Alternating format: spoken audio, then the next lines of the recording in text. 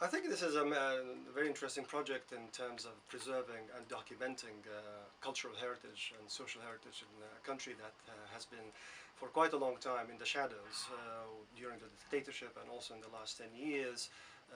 There is plenty of information, mm, plenty of elements of that culture that needs to be preserved, needs to be highlighted, needs to be talked about. And also there are all parts of the culture, inside the culture, that's not being well researched and well known. Libya is a very big country in terms of size, but although it's a smaller population, but because of the diversity of the country itself in terms of ethnicity, in terms of background, in terms of history, there is plenty of hidden cultural heritages in the country that even people inside the country don't know about. And it will be an amazing task to see all those elements coming together in one platform.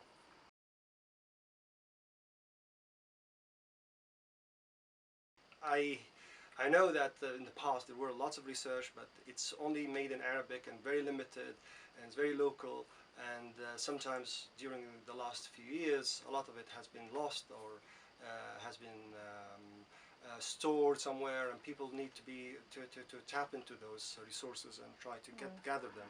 And a lot of people see a country of 6 million people as a small country, but Libya, because of its geography, makes it like an archipelago of small towns and cities that are cut from each other by the desert or by distances, and that gives allows or arises the possibilities of local cultures to flourish, and possibly a lot of people don't know about that, and it needs to be researched well from the local population in general, specifically, and also for maybe for the world to know more about the country and the people, and that's more important than just the geopolitical discussion.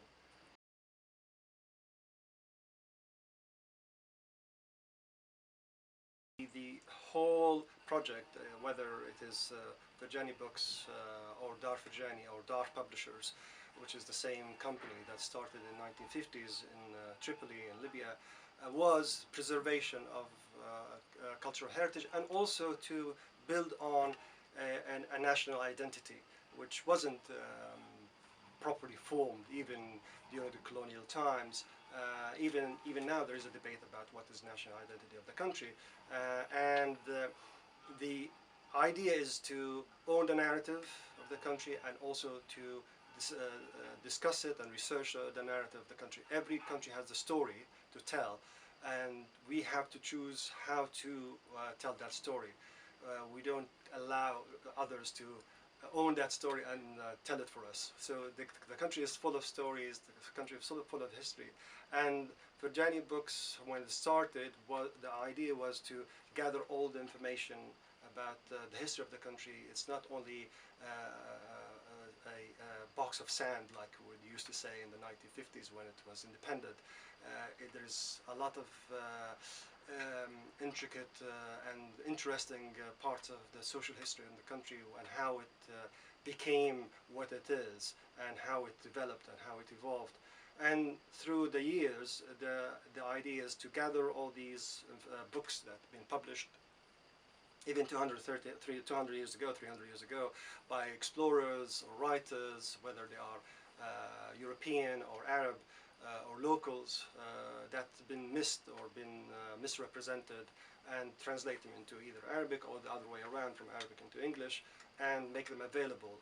And also publish a lot of Libyan writers, Libyan talents that have been coming through from the 1950s, 60s, and 70s, and so on, and make their work available in literature, in art, in different or various subjects like history, especially history. I think history is important because we still, it's the way you write the story, so the history is important in that sense.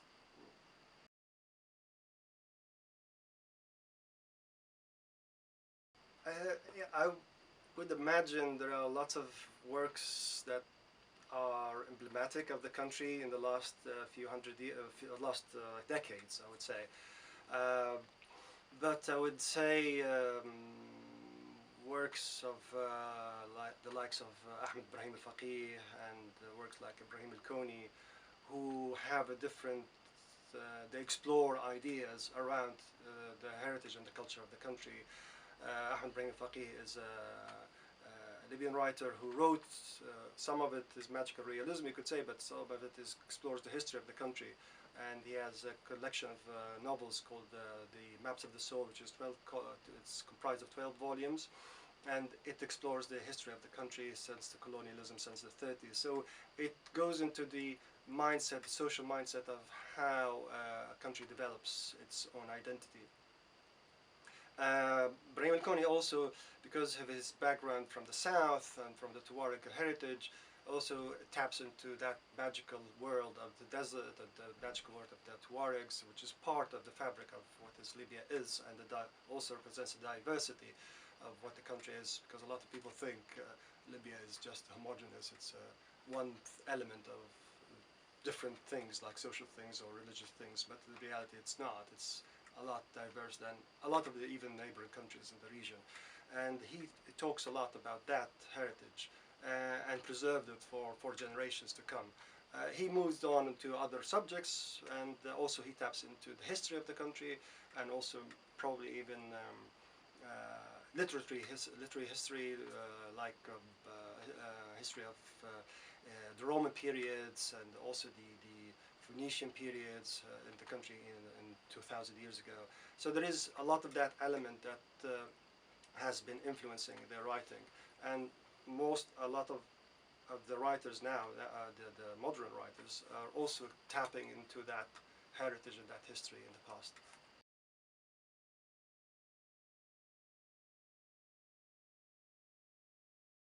It's an opportune time.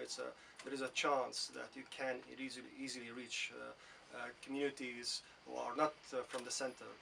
Tripoli is a big center as usual, because it's a capital. In all countries in the world, like in Britain here, London is also dominating.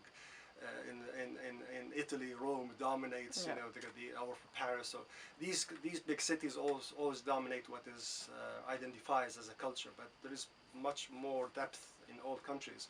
Yeah.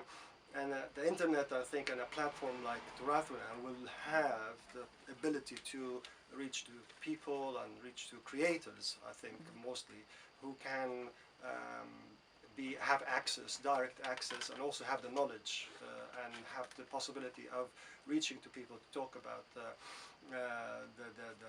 stories, the narratives, the history, the social heritage, whether it is in art or music or even literature, and also preserve it for generations to come.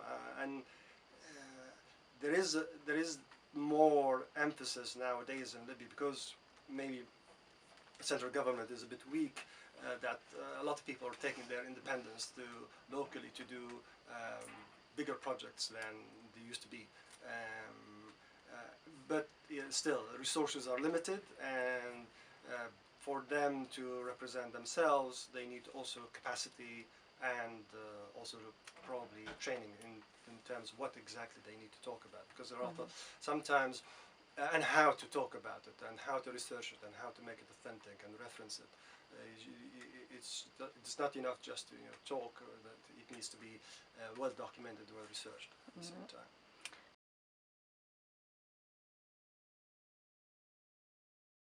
In this conflict, there are two things you want to preserve. You want to preserve the human being, the individual that's suffering, going through a difficult time, and also the culture that can be targeted because people don't understand it or don't see it as a priority, and can be lost easily, as we saw in many other countries that went through conflicts.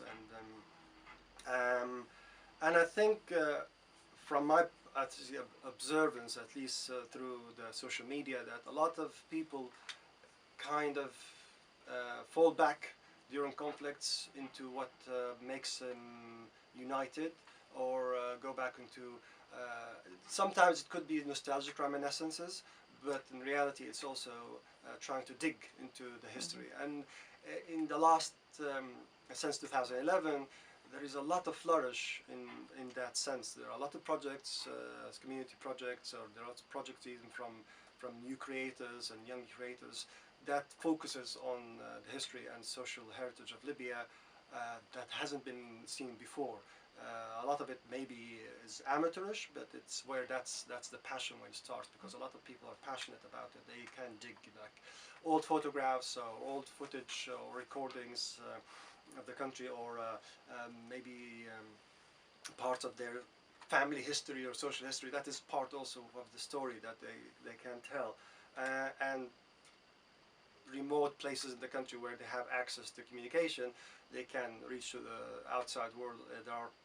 There are creators in remote areas in Libya who have going through a difficult time in terms of either services, infrastructure, or even war itself, but people are still managing to go on the social media or go on blogs or go on the internet and just try to produce pieces about the place that has nothing to do with the conflict of the war, and that means that people are interested in that, and it is probably there is a big chance to tap into this resource and also passion for people to represent themselves.